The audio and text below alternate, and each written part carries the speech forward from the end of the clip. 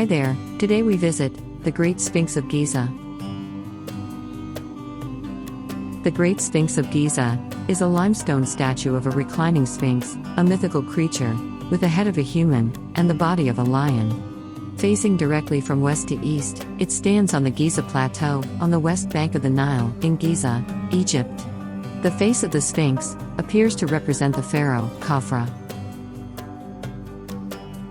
The original shape of the Sphinx was cut from the bedrock and has since been restored with layers of limestone blocks. It measures 73 meters, 240 feet long from paw to tail, 20 meters, 66 feet high from the base to the top of the head, and 19 meters, 62 feet wide at its rear haunches. Its nose was broken off for unknown reasons between the 3rd and 10th centuries AD.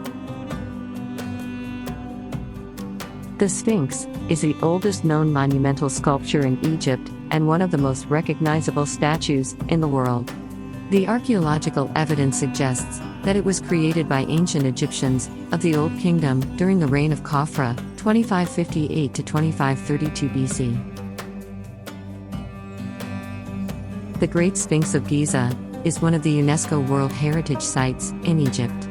The Grand Pyramids of Giza, along with the Sphinx of Giza, receive 14.7 million visitors every year.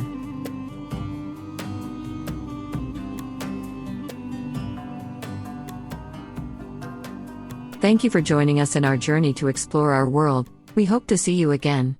Please subscribe.